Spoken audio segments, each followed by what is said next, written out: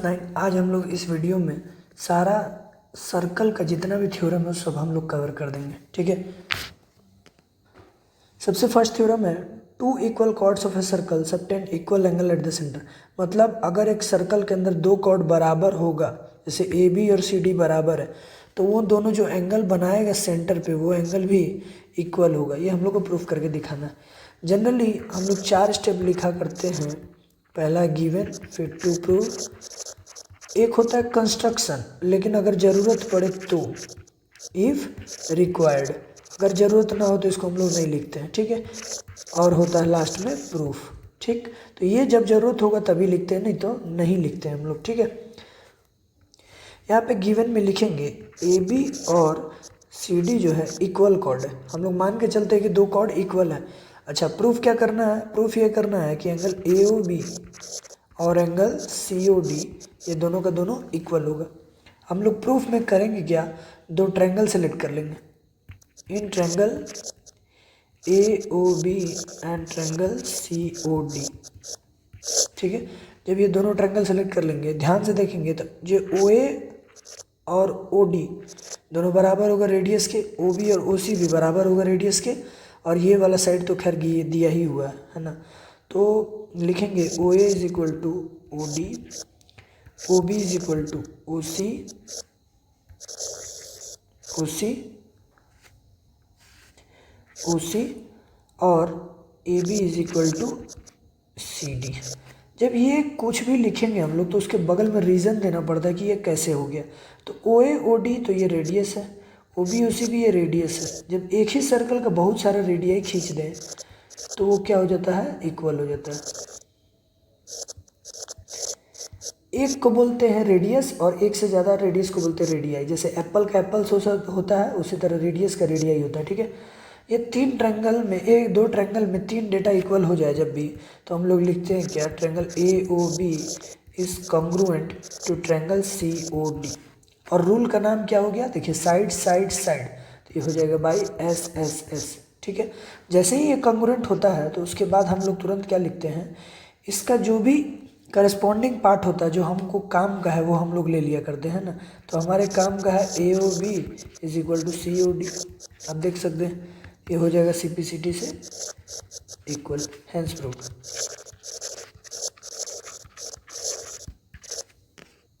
हमारा next theorem है theorem number 2, है ना। ये बेसिकली थ्योरम 1 का कन्वर्स है, तो आप इसको कन्वर्स भी बोल सकते हैं और थ्योरम 2 भी बोल सकते हैं, है ना। Converse of theorem 1। आपको थ्योरम के नंबर से याद नहीं रखना, थ्योरम के स्टेटमेंट से याद रखना, है ना। यहाँ पे सवाल बोला है कि दो एंगल अगर सेंटर पे बनाया जाए और दोनों इक्वल हो जाए तो आपको ये साबित करना है कि ये जो कॉर्ड है वो भी होगा इक्वल, ठीक है। ये जस्ट उसका उल्टा है। तो जब भी उल्टा सवाल हो तो उसमें करना क्या है, जो पहले का गिवन था वो टू प्रूफ बन जाएगा और टू प्रूफ बन जाएगा गिवन। यहाँ देख सकते हैं गिवन, टू प्रूव और प्रूफ, हम लोग को 3 स्टेप फिर से लिखना है ना। तो गिवन में क्या लिखेंगे, इस बार दिया हुआ एंगल गिवन है, ये पिंक वाला जो है गिवन दिया हुआ है, angle A O B is equal to angle C O D. पिछले सवाल का जो प्रूफ करना था वो इस बार दिया हुआ है, और प्रूफ करना क्या है हम लोग को, A B is equal to C D, ये हम लोग को साबित करके दिखाना है। प्रूफ में क्या लिखेंगे, फिर से वही तरीका, दोनों ट्रायंगल को कॉन्ग्रुएंट दिखाएंगे। In triangle A O B and triangle C O D. Congruency दिखाने के लिए आपको कोई भी 3 डेटा इक्वल करना पड़ता है एक ट्रायंगल से दूसरे ट्रायंगल का, ठीक है। तो जिसमें ओ ए और ओ डी फिर से क्या हो जाएगा, रेडियस हो जाएगा। अच्छा, ओ बी और ओ सी ये भी क्या हो जाएगा, रेडियस। एक को बोलते हैं रेडियस, एक से ज़्यादा को बोलते हैं रेडियाई। तो ये हो जाएगा रेडियाई ऑफ सेम सर्कल या फिर सर्कल। सिर्फ रेडियाई भी लिखेंगे तो चलेगा। अच्छा, और क्या दिया हुआ है ध्यान से देखें तो ये हो जाएगा एंगल ए ओ बी और angle A C O D, ये दिया हुआ है। तो जब दिया हुआ तो इसमें क्या लिखेंगे बगल में, गिवन। हो गया 3 डेटा। ध्यान से देखेंगे ये है एस, ओ ए एस, फिर एंगल, फिर है साइड, साइड एंगल साइड। जब 3 डेटा इक्वल हो और 2 साइड के बीच वाला एंगल हो तो हमारा ट्रायंगल कॉन्ग्रुएंट होता है by the rule C O D. और सी ओ डी का नाम यहाँ रूल हो जाएगा एस ए एस। कॉन्ग्रुएंसी का सिंबल सबको पता होता है, ये इक्वल टू के ऊपर चिड़िया उड़ होता है, ठीक है।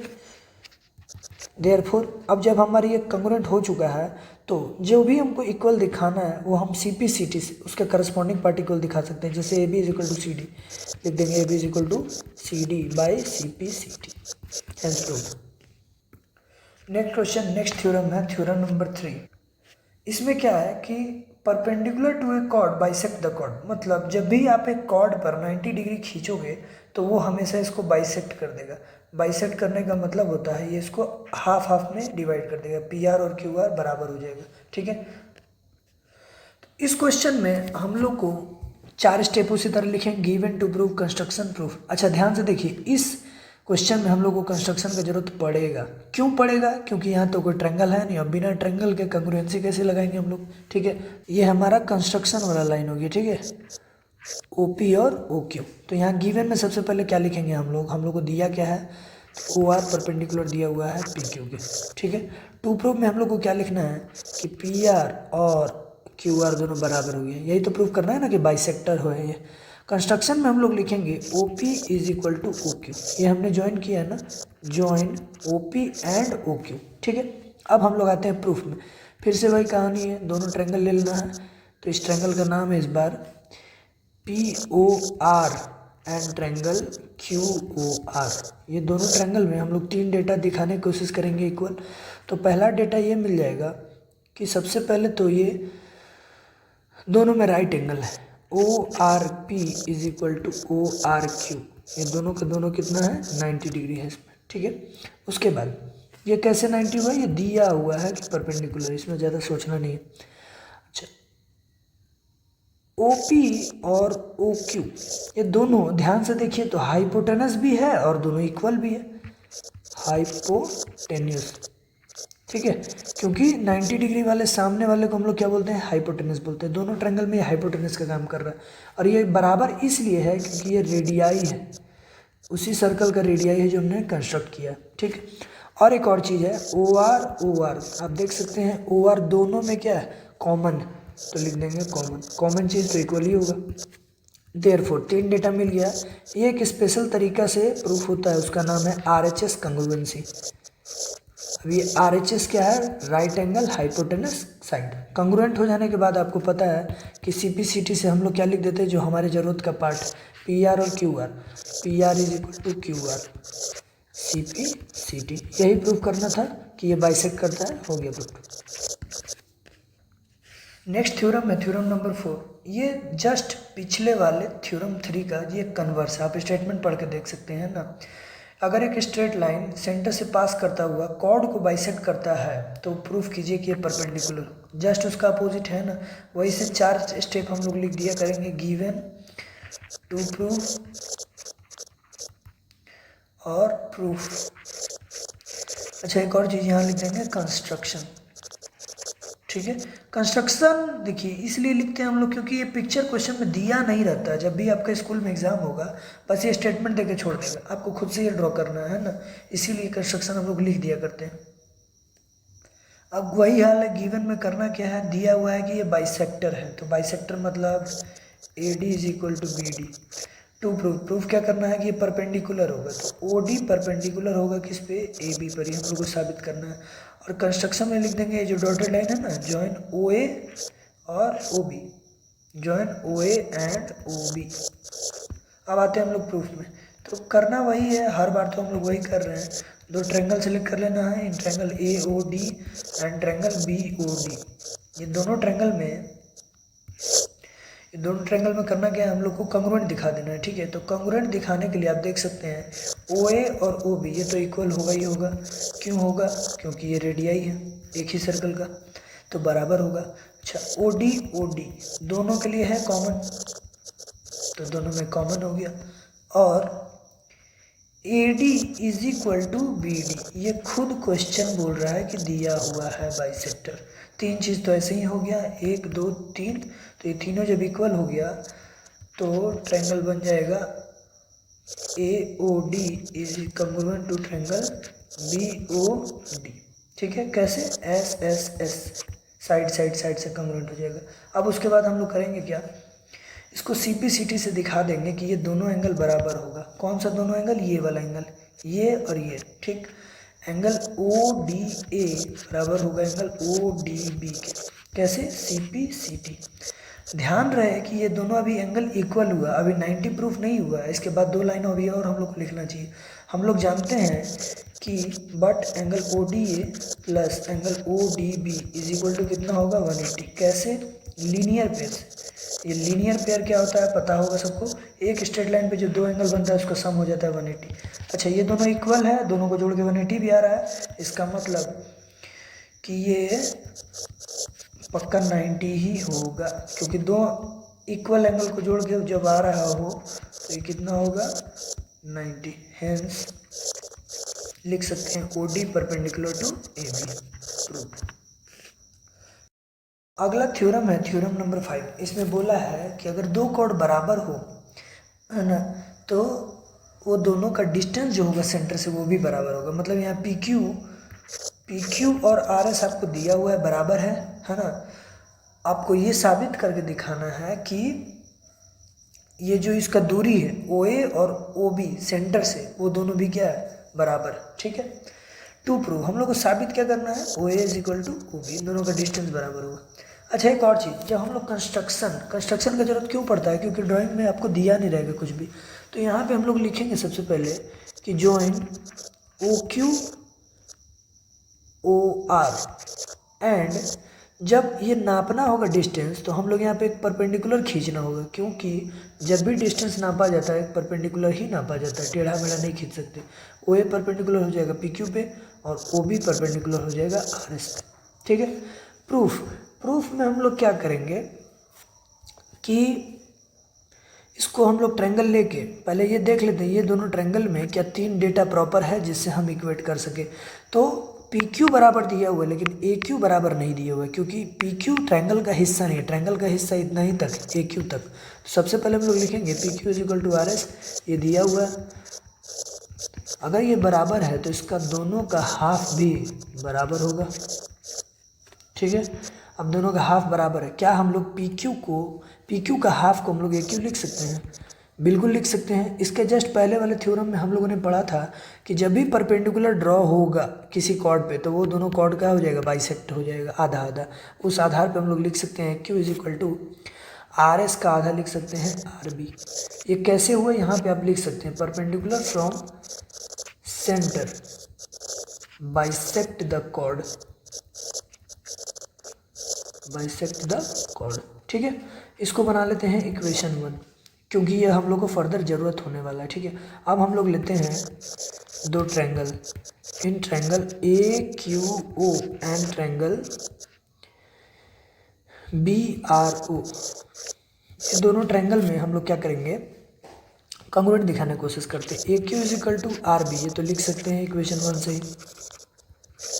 अब क्या है कि दूसरा चीज़ क्या बराबर होगा? आप देख सकते हैं ओ क्यू और यहाँ ओ आर बराबर होना चाहिए, क्योंकि ये दोनों का दोनों क्या radius, O Q is equal to O R, radii same circle का। अब क्या है, एक और चीज़ हम लोग को ज़रूरत है, तो वो क्या होगा? देख सकते हैं आप लोग कि 90-90, ये दोनों क्या होगा? 90-90 इक्वल हो जाएगा, क्योंकि पहले ही दिया हुआ कि हम लोगों ने कंस्ट्रक्शन से 90 डिग्री इसको ड्रॉ किया है। तो एंगल ओ ए क्यू बराबर हो जाएगा angle O B R equal to 90। कैसे?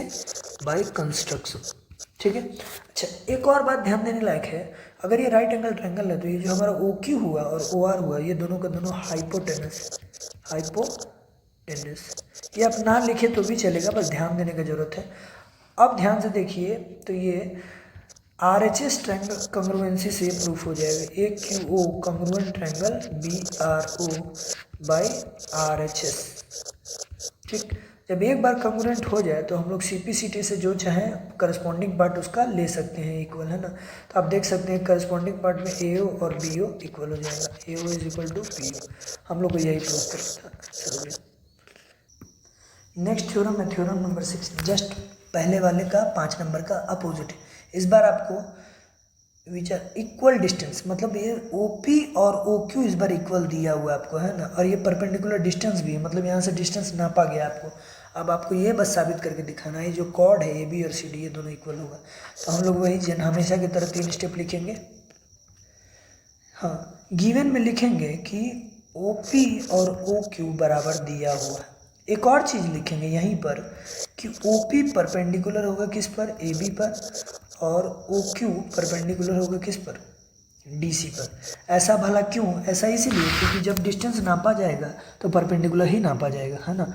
टू प्रूव, साबित क्या करके दिखाना है? साबित ये करके दिखाना है हम लोग को कि जो ए बी और सी डी है वो दोनों इक्वल होगा।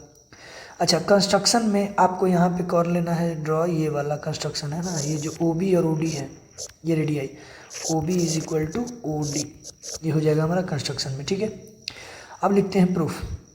ध्यान से देखेंगे, ये दोनों ट्रायंगल ले लेंगे हम लोग, सेलेक्ट कर लेंगे in triangle P O B and triangle Q O D, ये दोनों ट्रायंगल में कोशिश करेंगे कि ये कॉन्ग्रुएंट हो जाए। तो कॉन्ग्रुएंट दिखाने के लिए हम लोग इसको करेंगे क्या, एक चीज़ तो दिया हुआ है आपको, O P is equal to O Q, question खुद दे चुका है, गिवन है ये। फिर 90 भी दे ही चुका है, एंगल ओ पी बी बराबर होगा एंगल ओ क्यू डी के। 90 कैसे, ये दिया हुआ ये भी चीज़, ठीक। अब एक चीज़ और बच गया क्या, O B is equal to O D, तो ये भला कैसे इक्वल होगा, क्योंकि ये क्या है, रेडियस है ना। यहाँ हम लोग को लिखना है join O B and O D, है ना। O B and O D are radii, और एक ही सर्कल का कितना भी रेडियाई हो हमेशा इक्वल ही होगा। तीन चीज़ जब भी बराबर हो जाए तो आपको बस पिक्चर पहचान लेना है कि कौन से नियम से कॉन्ग्रुएंट हो रहा है। कॉन्ग्रुएंट तो होगा, ये बात गारंटी है। P O B congruent triangle Q O D, कैसे, तो बाई आर एच एस। आप पिक्चर देख सकते हैं यहाँ कैसा होगा, आर एच एस से होगा। अब आर एच एस से हो गया कॉन्ग्रुएंट एक बार, तो इसका जो करस्पॉन्डिंग पार्ट है हमारे लिए पी बी और क्यू डी, पी बी बराबर हो जाएगा क्यू डी के, कैसे, तो ये हो जाएगा हमारा C P C T. C P C T का फुल फॉर्म आप जानते होंगे, corresponding part of congruent triangle. मतलब एक बार जो ट्रायंगल कॉन्ग्रुएंट हो जाता है उसका जितना भी पोर्शन होता है बाकी बचा हुआ वो सब इक्वल हो जाता है। अच्छा, अभी हमारा काम हुआ नहीं, पी बी और क्यू डी हमने बराबर किया है, लेकिन हमने पूरा कॉर्ड को इक्वल नहीं दिखाया। एक काम करते हैं, दोनों को डबल से मल्टीप्लाई कर देते हैं। 2 PB अगर है, अच्छा डबल से मल्टीप्लाई भी कर सकते हैं, और एक और तरीके से लिख सकते हैं 2 PB is equal to 2 QD, ठीक है। अब आपको पता होगा कि 2 PB के बदले हम लोग AB लिख सकते हैं। ऐसा इसलिए क्योंकि AB जो है ना, AB और PB इसका डबल का रिलेशन है, क्योंकि जब भी 90 खींचते हैं कॉर्ड पे तो ये आधा आधा बाइसेक्ट हो चुका होता है। ये पहले वाला थ्योरम में आपको पहले भी यूज़ हम करके बता चुके हैं। QD का जस्ट डबल क्या हो जाएगा, CD हो जाएगा, है ना। तो आप इसको लिख देंगे perpendicular from centre bisect the chord, ठीक है, perpendicular from centre bisect the chord. अब ये हो गया AB is equal to CD, hence prove.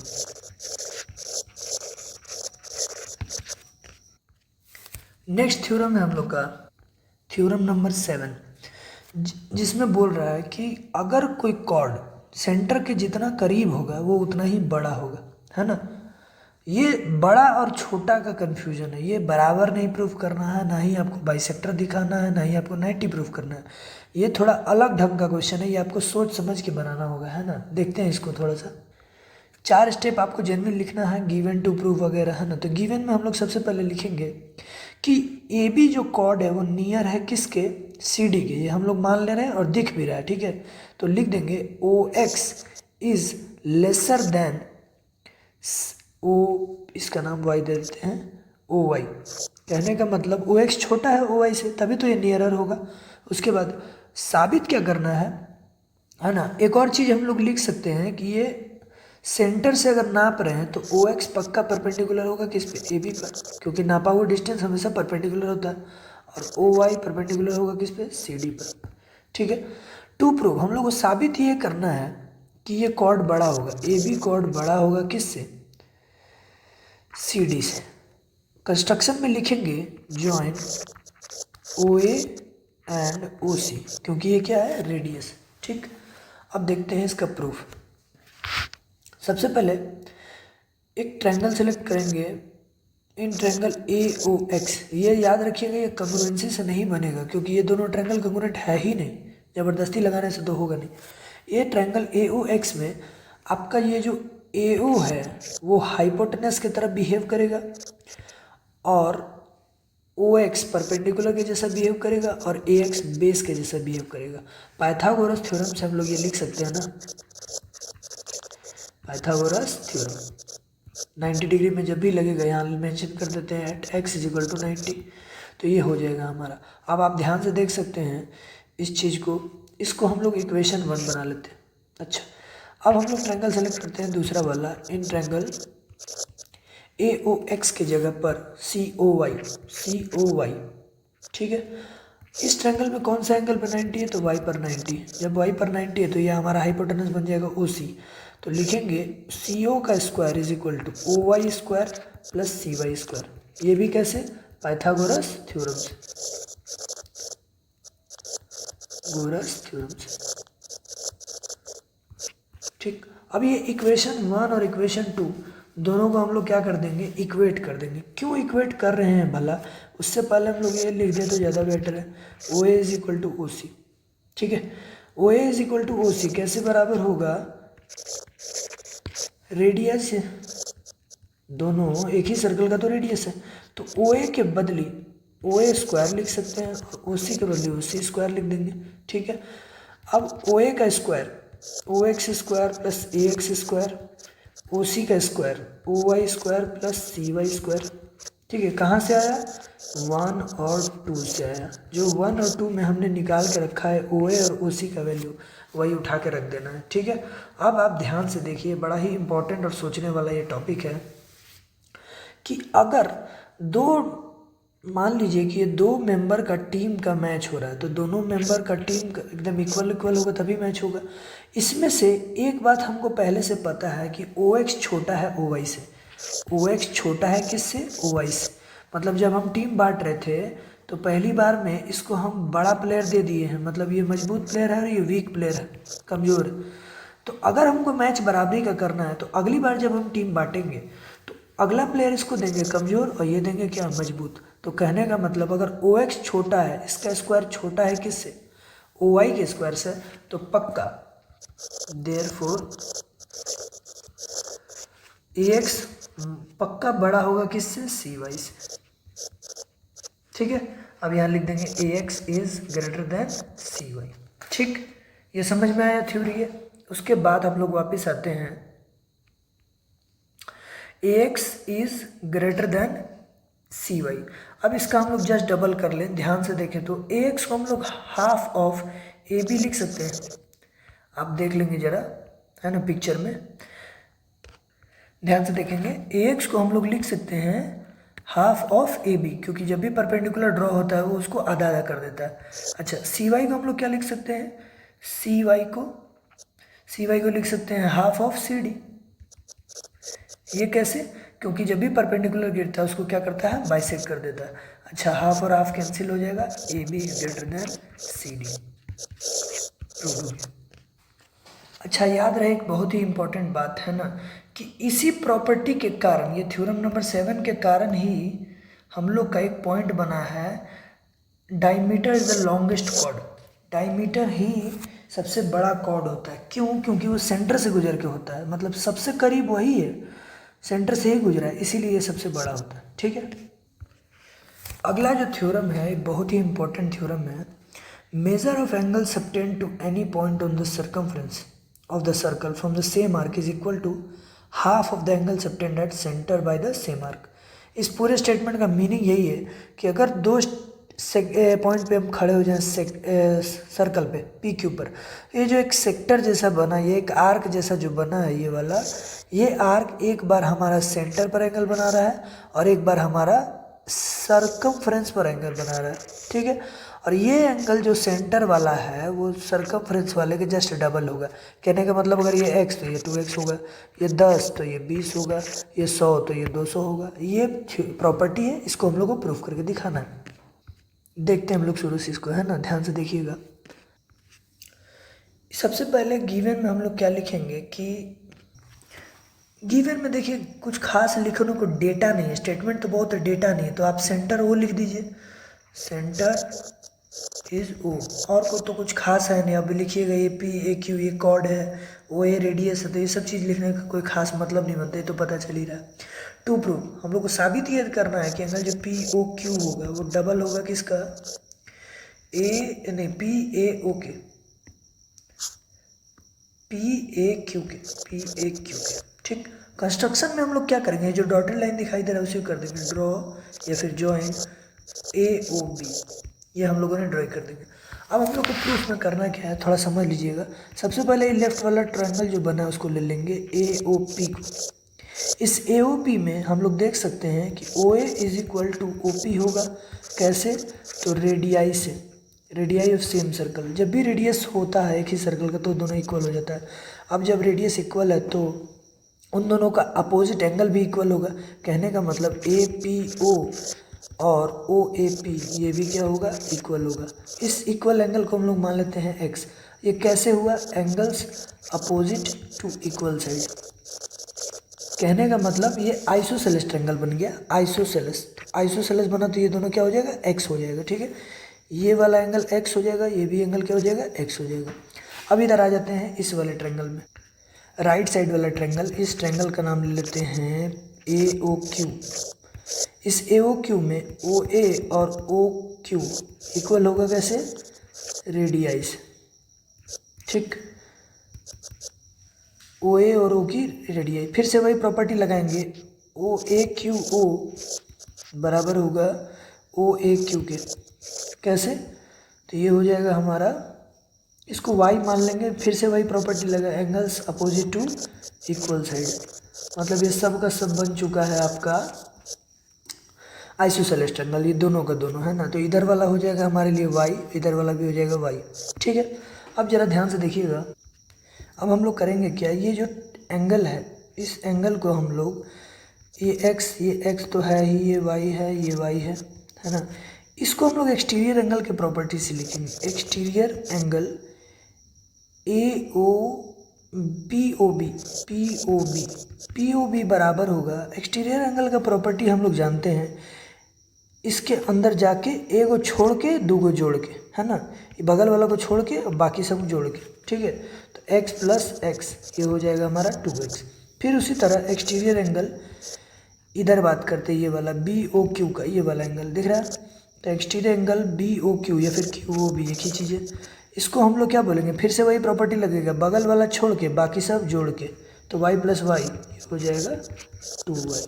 ठीक है, अब आप ये देख सकते हैं ये जो हमारा एंगल है पूरा P O Q, P O Q, ये दोनों एंगल के सम कैसे बना है, P O B plus Q O B, है ना।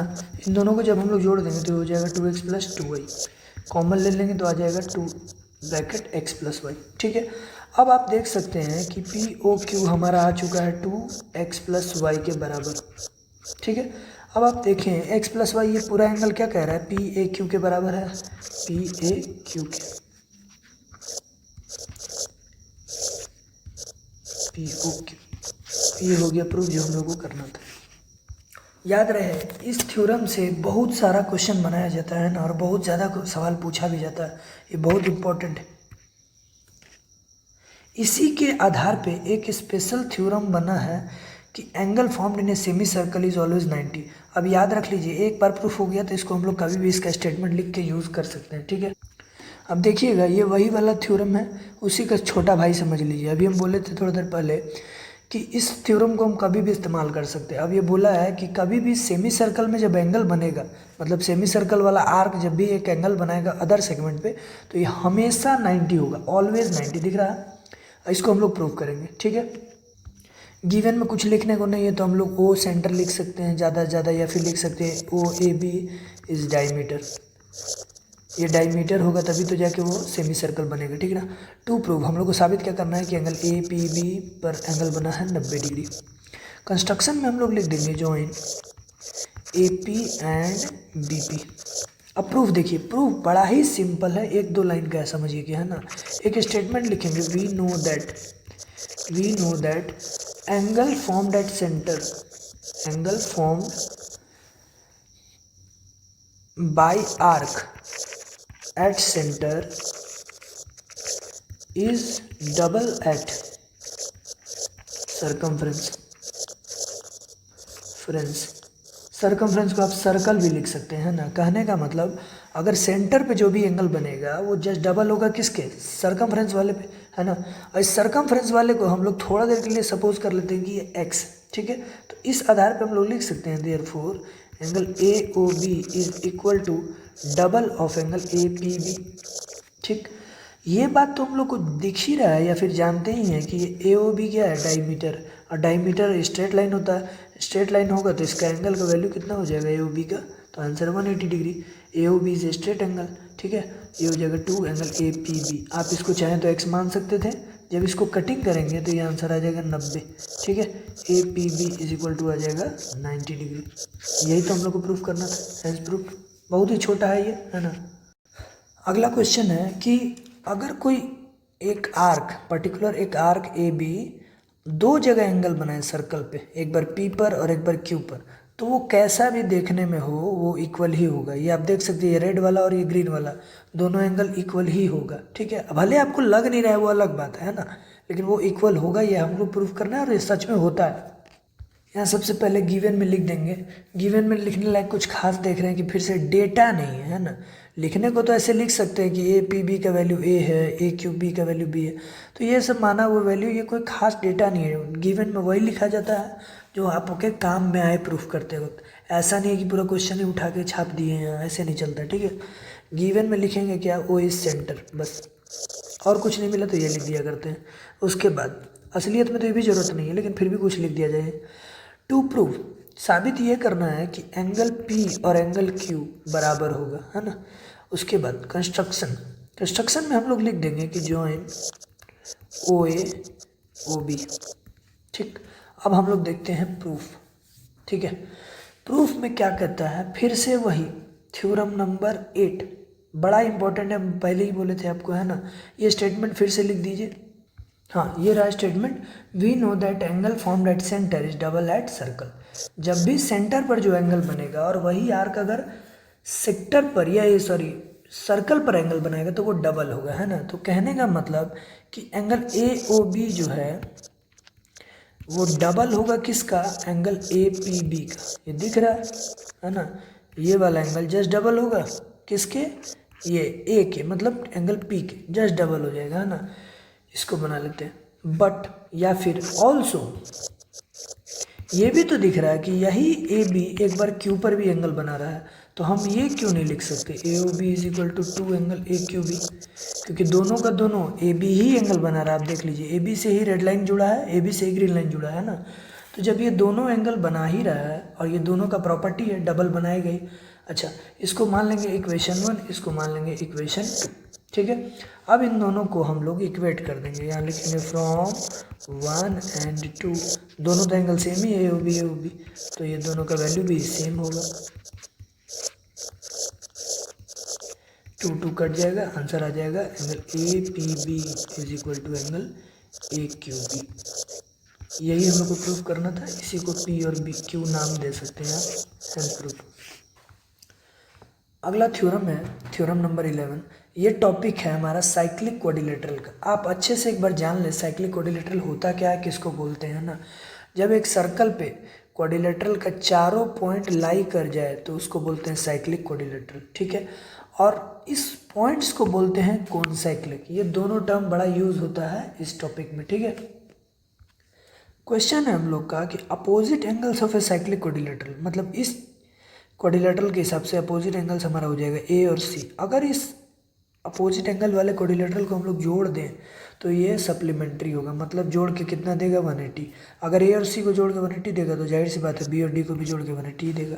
गिवन में हम लोग को क्या लिखना चाहिए, तो इस बार हम लोग को गिवन में लिखना चाहिए A B C D is cyclic quadrilateral. Cyclic quadrilateral दिया हुआ, ठीक है। टू प्रूव, क्या प्रूव करने के लिए दिया हुआ इस बार कि angle A plus C is equal to कितना हो जाएगा 180। अच्छा यही नहीं, अगर ये है तो बी और डी भी क्या होगा 180 हो जाएगा। कंस्ट्रक्शन में हम लोग लिख देंगे जॉइन, ये जो डॉटेड लाइन दिख रहा है ना, O B is equal to O B and O D. Exam में आप जब भी कंस्ट्रक्शन करें तो वो डॉटेड लाइन से ही करें ताकि पता चले। अब हम लोग फिर से वही वाला प्रॉपर्टी लगाएंगे जो थ्योरम नंबर 8 में या 9 में हम लोग यूज़ किए थे कि angle found at centre is double at circumference वाला, है ना। ये स्टेटमेंट फिर से लिखेंगे, वी नो दैट, ये रहा स्टेटमेंट हमारा, we know that angle found at centre is double at circle. ठीक है, अब हम लोग बी और डी पर खड़े हो जाते हैं। ये जो बी और डी पर खड़े होके ये वाला एंगल बना ब्लू वाला, वो एंगल जस्ट हाफ होगा, मतलब डबल होगा किसके, एंगल ए के। ये हम लोग पढ़े हुए हैं, angle B O D is just double of angle B A D, B A D. Clear है? तो बी ए डी को हम लोग एंगल ए भी लिख सकते हैं चाहे तो। ठीक है, इसको बना लेते हैं इक्वेशन 1। अब क्या करना है कि इसी चीज़ को थोड़ा सा घुमा के आप सोचिए, है ना। हाँ, जब हम लोग इसी चीज़ को घुमा के देखेंगे ट्रायंगल को, तो इस बार हम लोगों को इधर से एक ट्रायंगल मिलेगा, मतलब बी और सी हमारा ये वाला आर्क हो जाएगा और ये वाला एंगल हो जाएगा एंगल फाउंड एट सेंटर, और ये डबल हो जाएगा किसके, इस पॉइंट के, है ना। तो फिर से हम लोग लिखेंगे, लेकिन ध्यान से देखिएगा, जब ये एंगल होगा तो इस एंगल का नाम अगर आप बी ओ डी ही लिख दीजिएगा तो फिर फर्क पता नहीं चलेगा कि ये कौन सा है ये कौन सा है। इसीलिए हम लोग इस एंगल का नाम रिफ्लेक्स एंगल जानते हैं। ठीक है, आप लोग जानते होंगे रिफ्लेक्स एंगल एक ऐसा एंगल होता है जो 180 से ज़्यादा और 360 से बीच में होता है ना, उसको रिफ्लेक्स एंगल बोलते हैं। तो यही हो जाएगा हमारा reflex angle B O D. ये बराबर होगा किसका, वही प्रॉपर्टी के हिसाब से, हाफ ऑफ एंगल, नहीं हाफ नहीं, जस्ट डबल ऑफ, हाफ नहीं just double of angle B C D, B C D, B C D बोलिए या फिर पूरा डी सी बोल लीजिए, कोई दिक्कत नहीं है। ये हो जाएगा इक्वेशन 2। अब आप बढ़िया से ध्यान से देखें अगर, है ना, तो इक्वेशन 1 और 2 को अगर हम लोग जोड़ दे तो हम लोग का काम हो जाएगा। ये बी ओ डी है और ये रिफ्लेक्स बी ओ डी है, ये हो जाएगा बी ओ डी, ये हो जाएगा रिफ्लेक्स बी ओ डी। इन दोनों को जोड़ने से 360 मिल तो रहा है। ठीक है, एडिंग इक्वेशन 1 एंड इक्वेशन 2। ठीक, तो इन दोनों को जब जोड़ेंगे तो angle B O D plus reflex angle B O D is equal to L H S को एल एच एस से जोड़ेंगे और आर एच एस को आर एच एस, तो यहाँ 2 कॉमन आ जाएगा, angle B A D plus angle B C D. ठीक है, अच्छा अभी हम आपको बता ही दिए कि दोनों को जब जोड़ ही दीजिएगा तो ये कंप्लीट एंगल बन गया, और कंप्लीट एंगल का वैल्यू कितना होता है, 360 डिग्री। किसी भी एंगल को उसके रिफ्लेक्स के साथ जोड़ा जाएगा तो हो जाएगा 360, ये हो जाएगा 2। अच्छा, इसको आप एंगल ए लिख लें, इसको आप एंगल सी लिख लें, शॉर्ट हो जाएगा। Angle A plus C is equal to क्या आ जाएगा, 180। आप डायरेक्ट आप यहाँ लिख सकते हैं, हेंस बी प्लस डी भी क्या होगा, 180 ही होगा, क्योंकि चारों एंगल का सम होता है 360। उस हिसाब से अगर 2 180 हो गए तो ये दोनों भी 180 ही होगा। हो गया हमारा प्रूफ, है ना, हेंस प्रूफ कि अपोजिट एंगल सप्लीमेंट्री होता है। याद रखिएगा, ये एक शॉर्ट और बेस्ट मेथड है। किताब में आपको और भी मेथड मिलेगा तो उतना हार्ड करने की जरूरत नहीं है, शॉर्ट है और बेस्ट है, इससे शॉर्ट और नहीं मिलेगा आपको मेथड। अगला और लास्ट थ्योरम है हमारा साइक्लिक क्वाड्रिलेटरल के ही आधार पर। एक्सटीरियर एंगल जो साइक्लिक क्वाड्रिलेटरल का होता है वो बराबर होता है इंटीरियर अपोजिट एंगल। याद रखिएगा, इंटीरियर अपोजिट मतलब एक ही एंगल के बराबर होगा, ये येलो वाला के बराबर होगा। ठीक है, एक ट्रायंगल में एक्सटीरियर एंगल का प्रॉपर्टी था, लेकिन वहाँ पे 2 को सम के बराबर होता है एक्सटीरियर, यहाँ पे सिंगल है। ठीक है, अब हम लोग जनरल 3 स्टेप 4 स्टेप लिखेंगे। गिवन में क्या लिखेंगे, ध्यान से देखिएगा, तो गिवन में ये लिखेंगे कि ए बी सी डी एक साइक्लिक क्वाड्रिलेटरल, ठीक है। टू प्रूफ ये क्वाड्रिलेटरल से बिल्कुल थोड़ा सा अलग हो जाता है, एक खास प्रॉपर्टी के साथ हो जाता है, इसीलिए इसका नाम साइक्लिक क्वाड्रिलेटरल। प्रूफ हम लोग को ये करना है कि एंगल एक्सटीरियर एंगल जो है E X T, exterior angle A D E, ये बराबर है किसके, एंगल बी के, अंदर वाले इंटीरियर बी के। ठीक है, अब हम लोग प्रूफ में क्या करेंगे, ये बहुत ही आसान प्रूफ है, ध्यान से ज़रा देखिएगा, है ना। ये वाला एंगल, ये जो पिंक है, ए डी सी और ए डी ई, ये दोनों एंगल मिला के 180 होगा। अच्छा, अभी हम लोग जस्ट ये थ्योरम पढ़े थे कि अपोजिट एंगल सप्लीमेंट्री होता है साइक्लिक क्वाड्रिलेटरल का, मतलब बी और डी को जोड़े तब भी 180, डी और ई को जोड़े तब भी 180, दोनों को इक्वेट कर देंगे, डी और डी कट जाएगा, ये और ये इक्वल। कितना सिंपल है, इसको हम लिख देते हैं, angle B plus angle D is equal to 180 क्या लिखेंगे, opposite angles of cyclic quadrilateral. अब तो ये प्रॉपर्टी प्रूफ हो चुका, तो हम लोग इसको लिख सकते हैं, इसको बना लेंगे इक्वेशन 1, ठीक है। और फिर से लिखेंगे ऑल्सो एंगल डी करने का मतलब हो जाएगा ए डी सी, है ना, इधर से A D C plus angle हो जाएगा ए डी ई, ये दोनों एंगल का सम कितना हो जाएगा 180। कैसे, लीनियर पेयर। इसको बना लेंगे इक्वेशन 2। अब आप ध्यान से देखेंगे तो इक्वेशन 1 और 2 दोनों सेम है, क्योंकि 180 के बराबर है। फ्रॉम इक्वेशन 1 एंड 2 आप लिख सकते हैं कि बी प्लस डी और A D C plus A D E, ये दोनों का दोनों क्या होगा, इक्वल होगा, क्योंकि दोनों का सम 180 ही है। अच्छा ध्यान से देखिए, एंगल डी और ए डी सी एक ही तो है, इसीलिए कट जाएगा। Angle B is equal to आ गया एंगल ए डी ई, यही हमारा एक्सटीरियर एंगल है, हो गया प्रूफ, ठीक है। जब भी एक्सटीरियर एंगल होगा वो अंदर वाले के जस्ट अपोजिट के बराबर होगा।